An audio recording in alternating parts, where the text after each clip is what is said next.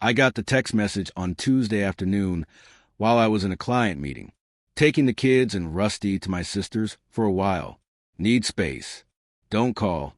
My name is Michael Reeves, 38 years old. Structural engineer with Harmon and Associates in Phoenix. 13 years of marriage. 2 children, Emma, 9, and Noah, 6. And our retriever, Rusty, all gone in a 16-word text. I excused myself from the meeting, walked calmly to my car, and drove home to an empty house. The silence hit me first. No kids arguing over the TV remote. No Rusty's nails clicking on the hardwood floors. I walked through each room methodically, noting what was missing. Emma's favorite stuffed giraffe, Noah's tablet, their school backpacks, half the clothes from their dressers. Diane's dresser was mostly empty, jewelry box gone. Rusty's bed and food bowls missing from the kitchen corner. In our bedroom, her nightstand was cleared out. The family photo albums were gone from the living room bookshelf. On the kitchen counter was a handwritten note. This isn't working anymore. The kids need stability. I'll have my lawyer contact you about arrangements. I folded the note, placed it in an envelope, and wrote the date and time on the outside. I didn't cry. I didn't punch the wall.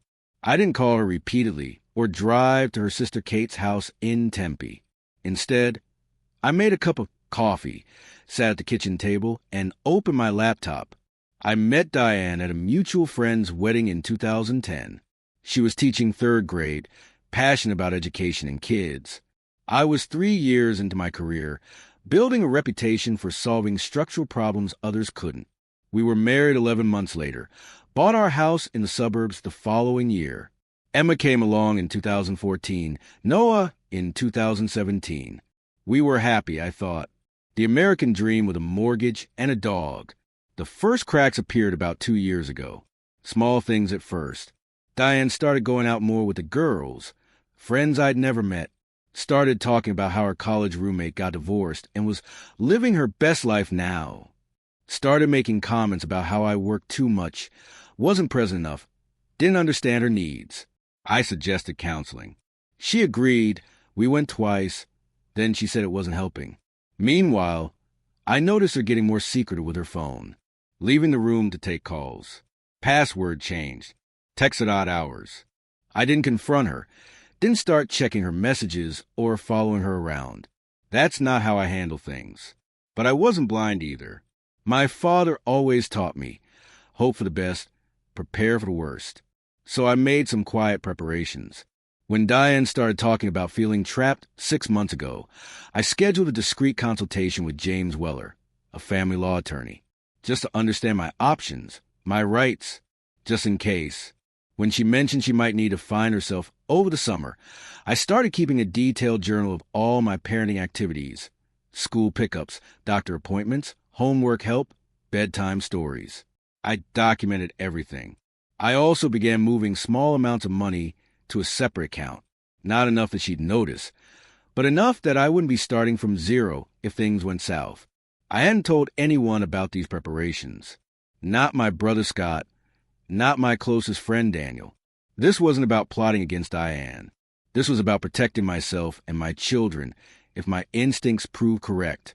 Now, staring at the empty spaces where my family should be, I knew they had. At 7:30 that evening, my phone rang. Kate's number. I answered but said nothing. "Michael, are you there?" Kate's voice was hesitant, uncomfortable. "I'm here," I said. "Look, I just wanted to let you know they're safe. The kids are upset, but they're okay." Put them on the phone. "Diane doesn't think that's a good idea tonight. They're just getting settled." "Put my children on the phone, Kate. Now." There was a long pause, muffled voices, then Emma's small voice. "Daddy, hey, sweetheart, are you okay?" "I guess.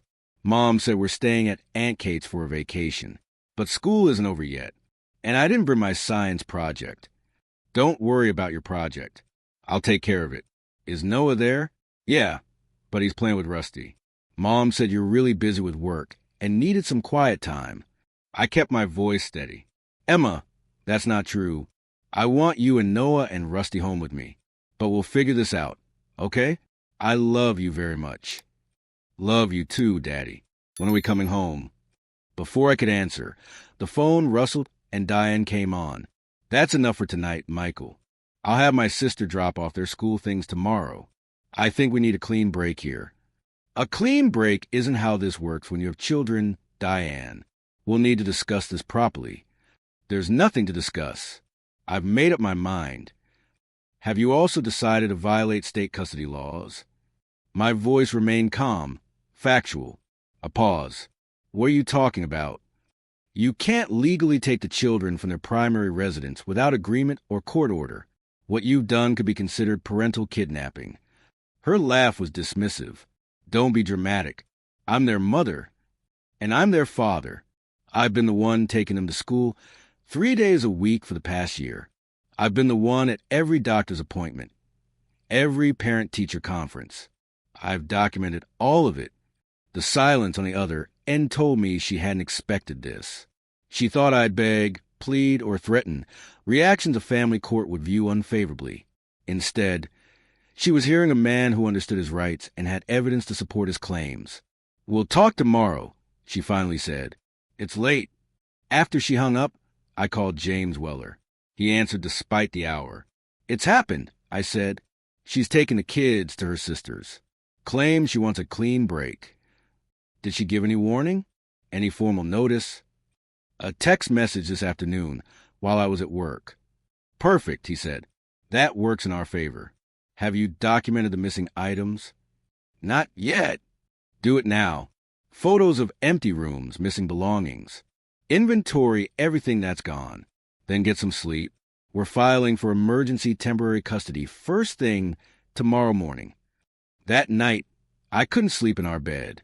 I lay on the couch, staring at the ceiling, thinking about Emma's science project on the water cycle, due Friday, about Noah's stuffed dinosaur he couldn't sleep without, which Diane had forgotten to pack, about Rusty, who'd been my running partner every morning for 6 years. I didn't feel angry. I felt focused, determined. This wasn't about punishing Diane. This was about protecting my children and my rights as their father. At 7 a.m., I was outside the family courthouse, waiting for James. He arrived carrying a thick folder. I prepared most of this after our first meeting, he explained. Just needed to update a few details. You expected this? After 15 years in family law, you develop a sense for these things. Your wife's behavior followed a predictable pattern, and you were smart enough to prepare.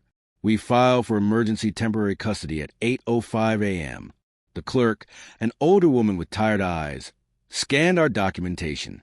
Judge Reynolds is handling emergencies today. She'll want to see evidence of established caretaking patterns. James slid forward another document. Mr. Reeves has maintained detailed records of his parenting activities for the past 6 months. Calendar entries, school records, medical appointments, extracurricular activities. The clerk raised her eyebrows slightly. Most dads don't have this level of documentation. I'm not most dads, I said quietly. At 11:30, we sat in Judge Reynolds' chambers. She was a stern woman in her 60s who studied our paperwork with methodical precision. This is quite thorough, Mr. Reeves. You've been the primary caregiver in many respects, despite working full-time. Yes, Your Honor. My firm allows flexible scheduling. I've arranged my client meetings around school drop-offs, pickups, and activities for years. She nodded. And Mrs. Reeves gave no formal notice before removing the children? None, Your Honor. Just a text message while I was in a meeting. Judge Reynolds made some notes. I'm granting temporary emergency custody to Mr. Reeves, effective immediately. The children are to be returned to the family home by 5 p.m. today. We'll schedule a full hearing for next week, where both parties can present their case. She looked up at me.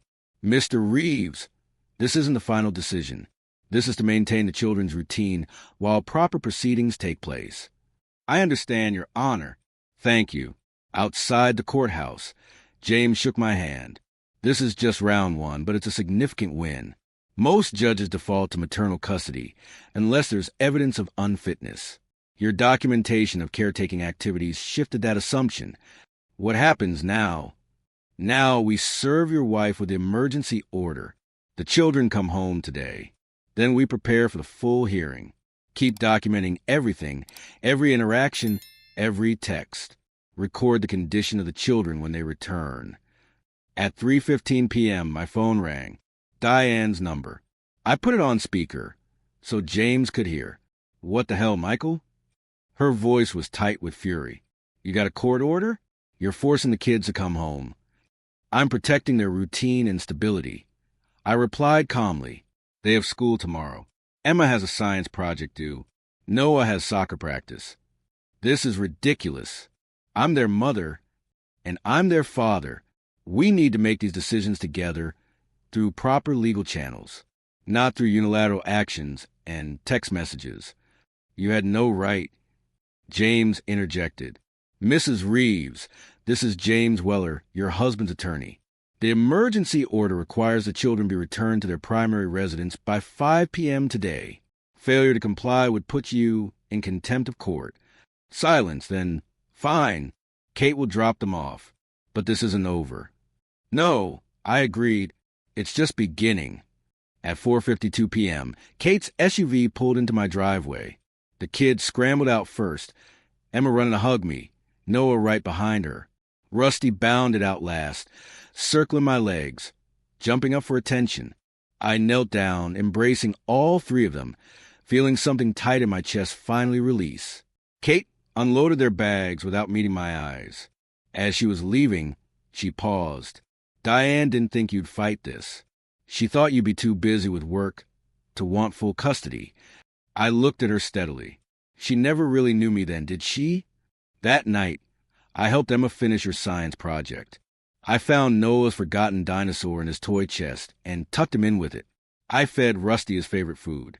As I moved through these familiar routines, I realized something important. Diane had underestimated me, not just as a husband, but as a father. She thought taking my children would be as simple as packing some bags and sending a text. She didn't understand that while I might not fight for a failing marriage, I would move heaven and earth for my children. The full custody hearing was scheduled for the following Wednesday. 6 days to prepare our case, to demonstrate that the children's best interests lay in maintaining their current home environment with me as the primary custodial parent. 6 days during which Diane would undoubtedly be building her own case, perhaps painting me as an absent workaholic, an uninvolved father. What she didn't know was that I had emails, texts, school records, and witness statements spanning years that told a different story. I had coaches, teachers, neighbors, and friends ready to testify about my consistent presence in my children's lives. I had financial records showing who paid for what, who managed a household, who scheduled and attended the medical appointments. I didn't want to destroy Diane. She was still my children's mother. But I wouldn't allow her to upend their lives based on whatever midlife crisis or relationship development had prompted this sudden departure. The courts would decide based on evidence, not emotion. And evidence was something I had in abundance. As I sat on Emma's bed that night, watching her sleep, her science project drying on the desk nearby, I felt a strange calm. This wasn't the outcome I'd wanted for our family. But sometimes life doesn't ask what you want. It asks what you're prepared to do when faced with the unexpected. And thanks to quiet preparation and foresight, I was prepared for this fight. Diane had taken my children, assuming I'd have no recourse. She didn't know about the custody rights already waiting in court, the documentation already gathered, the case already built. By morning, she would begin to understand exactly what she was up against. The week before the custody hearing unfolded with calculated precision. Each morning, I woke at 5:30 a.m., took Rusty for our usual run, then prepared breakfast and lunches for kids. Each night, I documented the day's events. Homework completed, baths given, stories read, normal routines maintained despite the abnormal circumstances. James advised me to establish a paper trail of stability and consistency. Judges look for the parent who can provide the least disruption to the children's lives, he explained. You're demonstrating that's you. On Thursday morning, the doorbell rang while I was helping Noah with his shoes for school. Diane stood on the porch, arms crossed. I need to get some more of my things, she said, not meeting my eyes. I stepped aside to let her in. The kids are getting ready for school, I said. They'll be happy to see you. Emma came downstairs first, hesitating when she saw her mother. "Mom, are you coming home?" Diane forced a smile. "Not right now, sweetie. I came to get some things. Are you doing okay?" "Yeah. Dad helped me finish my science project. I got an A." A flash of something crossed Diane's face. Surprise, perhaps irritation. She'd always handled Emma's school projects. "That's great, honey." Noah barreled down the stairs, Rusty at his heels. "Mommy," he shouted, throwing himself into her arms. "Can you take us to school today? Dad says it's his day, but maybe you can come too." Diane looked at me over Noah's head. "That would be fine," I said evenly. "We can both take them." "I have appointments this morning," she replied.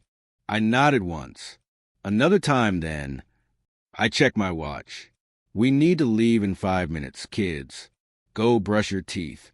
After they ran upstairs, Diane walked through the living room, surveying the space. "The house looks good. I half expected it to be a disaster." "Why?" "I've always helped maintain our home." She shrugged. "Just thought with work and the kids." "I've managed to balance both for years, Diane. You just never notice." She moved toward the stairs. "I'll get my things while you take them to school. Actually, James advised me not to leave you alone in the house. If you'd like to come back when I'm home this afternoon, or provide a list of what you need, I can have it ready." Her eyebrows shot up. "You don't trust me in our house?" "These are unusual circumstances. I'm following legal advice." The look she gave me was cold. "This isn't you, Michael. All this legal maneuvering, documentation. This isn't who you are." I maintained eye contact. "You never really knew who I was, Diane. That's becoming increasingly clear." That afternoon, I received an email from Diane's attorney, Caroline Palmer. It outlined their intention to seek primary physical custody based on Diane's role as the children's historical primary caregiver, and mentioned her concerns about my work schedule and ability to provide consistent care. The email concluded with a settlement offer. Diane would take primary custody. I would have the children every other weekend, and I would pay child support based on state guidelines. I forwarded it to James with a single question. "Thoughts?" His response came minutes later. "They're testing your resolve. They assume you'll compromise to avoid a court battle. Standard opening position. We counter with facts, not emotion." On Friday, James filed our response. A comprehensive breakdown of my caretaking responsibilities over the past 3 years, financial contributions to the household, and testimonials from the children's teachers about my involvement in their education. We offered our own settlement. I would retain primary physical custody. Diane would have generous visitation, and we would share legal custody with joint decision-making on major issues. Saturday morning, Emma asked the question I'd been expecting. "Dad, why did Mom leave? Is it because of something we did?" We were making pancakes, Noah carefully measuring flour while I handled the griddle. I turned off the stove and sat down at the kitchen table, motioning for both of them to join me.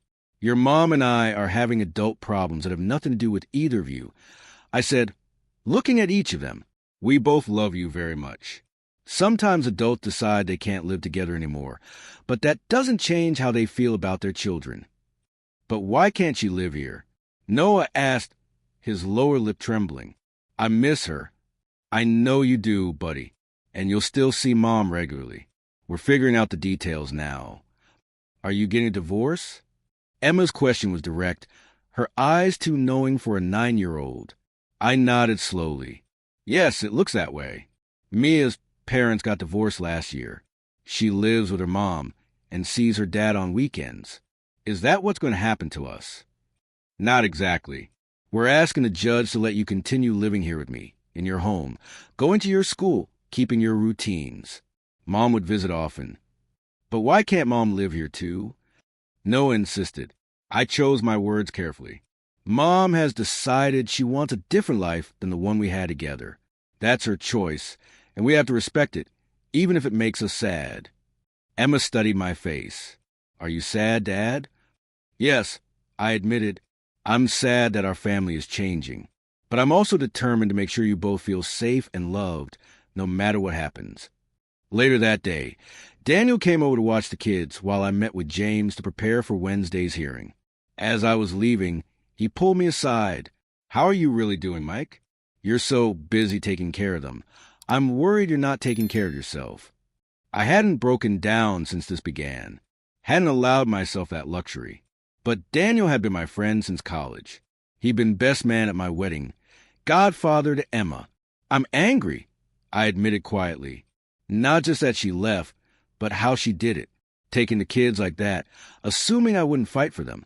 13 years, and she thought so little of me as a father. Daniel nodded. For what it's worth, anyone who's seen you with those kids knows what kind of father you are. The judge will see it too. Monday morning brought another development. A social worker named Ms. Brennan arrived to conduct a home evaluation. Standard procedure in contested custody cases, she explained, clipboard in hand. I'll be visiting both households and speaking with the children privately. She inspected the house methodically. The kids' rooms, bathroom, kitchen, backyard.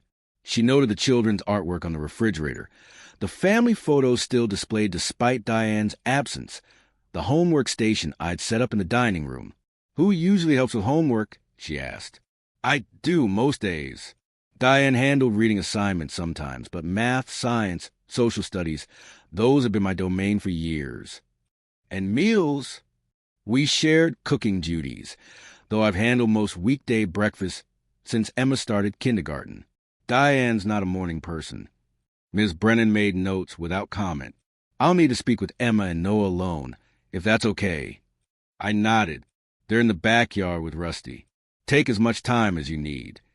Through the kitchen window, I watched Ms. Brennan sit with my children on the patio furniture.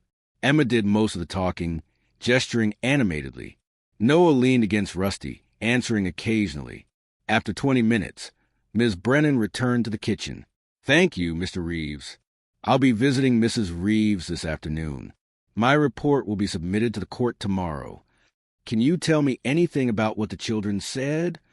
She hesitated.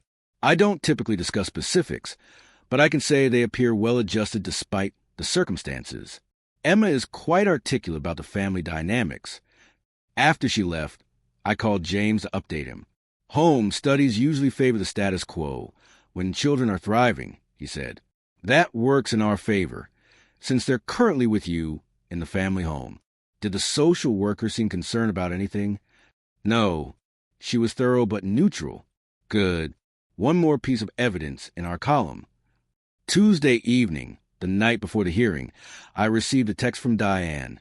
Can we talk? Without lawyers. I considered ignoring it, then called James. Diane wants to meet. Is this a trap? Could be, he said cautiously. She might try to get you to say something they can use tomorrow. Or she might be genuinely interested in settling. If you go, don't agree to anything, don't sign anything, and keep it focused on the children. I texted back. I can meet at the coffee shop near the house. 8 p.m., just for 30 minutes. Daniel is watching the kids. She was already there when I arrived, sitting at a corner table with 2 coffees. She'd lost weight in the 10 days since she'd left, and her eyes had dark circles beneath them. Thank you for coming, she said, pushing one of the coffees toward me. I left it untouched. What did you want to discuss? She sighed. This has gotten out of hand, Michael. The lawyers, the court date, all of it. We should be able to work this out between us. We're still their parents. I agree. But that conversation needed to happen before you took the children and the dog without warning. Before you emptied our joint account. I was emotional. I wasn't thinking clearly. That's not an excuse when it involves our children. She looked down at her coffee. My lawyer says you have a strong case. The documentation, the teacher statements, the fact that you kept the family home. She paused. She thinks I might not get primary custody. I said nothing. Waiting. I can't lose my children, Michael. This isn't about winning or losing. It's about what's best for Emma and Noah. And you think you're what's best for them? A father who works 50 hours a week. A father who adjusted his schedule to be present for every important moment in their lives. Who knows Noah needs the crust cut off his sandwiches, and Emma needs to read for exactly 20 minutes before bed, or she can't sleep. Who has been there day in and day out while you've been elsewhere. Her eyes flashed. What's that supposed to mean? You know exactly what it means, Diane. The late nights, the new friends, the changed passwords. Jeremy from your gym, perhaps? Or was it someone else? She paled. How did you? It doesn't matter. What matters is you thought you could take my children, move them in with your sister temporarily while you figured out your next steps with whoever, and I would just... What? See them occasionally when it was convenient for you. I miscalculated, she admitted quietly. I thought you'd be relieved, honestly, that you'd appreciate more time for your career without the daily responsibilities. Then you never knew me at all. She was silent for a long moment. So what happens now? We fight it out in court tomorrow? Air all our dirty laundry in front of the judge? That depends on you. I've made my position clear in our settlement offer. Primary physical custody remains with me in the family home. You get generous visitation, joint legal custody. We both stay involved in their lives. And if I don't agree, then yes, we go before the judge tomorrow. With all my documentation, the home study, the teacher statements, and evidence of your recent activities. Her eyes widened slightly. What evidence? I kept my expression neutral. Everything relevant to establishing who could provide the most stable, attentive environment for our children. She studied my face, perhaps tried to determine if I was bluffing. I wasn't. The private investigator James had recommended had been thorough in documenting Diane's patterns over the past month. The overnight stays. The joint bank account she'd opened with someone 3 weeks before leaving. The inquiries she'd made about apartments in another school district. Finally, she nodded once. I want to see them more than just weekends. Weekday evenings, too. And equal holidays. That's reasonable. James can draft a detailed agreement. And the house? The house stays with the children, Diane. That's non-negotiable. She gathered her purse, standing to leave. I'll tell Caroline we're working on a settlement. We can postpone tomorrow's hearing. One more thing, I said as she turned to go. Why did you take Rusty? You never even walked him. A flush crept up her neck. I thought the kids would want him. And I knew you'd come after the kids, but... She trailed off. But you thought I might not fight for the dog. I finished for her. Another miscalculation. Wednesday morning. Instead of appearing in court, I sat in James's office with Diane and Caroline, finalizing our custody agreement. The terms were clear. Primary physical custody remained with me. Diane would have the children 3 evenings per week and every other weekend. Holidays would be divided equally, and major decisions would be made jointly. The family home would remain the children's primary residence, with a buyout agreement for Diane's equity. As Diane signed the papers, I noticed her hand trembling slightly. She paused before the final signature, looking up at me. I never thought it would end like this, she said quietly. No, I agreed. Neither did I. After the lawyers filed the agreement with the court, I walked Diane to her car. When will you tell the children? She asked. Tonight, after dinner. You're welcome to be there. They'll have questions for both of us. She nodded. I'd like that. As she was about to get in her car, she hesitated. For what it's worth, Michael, you've always been a better parent than I gave you credit for. The kids are lucky to have you. I didn't respond immediately, thinking about the weeks of uncertainty ahead, the adjustments the children would face, the co-parenting relationship we would need to build from the ashes of our marriage. They're lucky to have both of us, I said finally, when we're at our best. That evening, we sat with Emma and Noah in the living room and explained the new arrangements.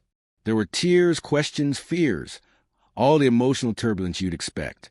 But there was also relief, particularly from Emma, that the uncertainty was ending, that both her parents would remain in her life, that she could stay in her home, keep her friends, her school, her routine. Later, after Diane left and the kids were in bed, I sat on the back patio with Rusty at my feet. The past 2 weeks had been a gauntlet of legal maneuvers, emotional conversations, and practical arrangements. Yet through it all, I'd maintained my focus on one outcome, protecting my children's stability and my place in their lives.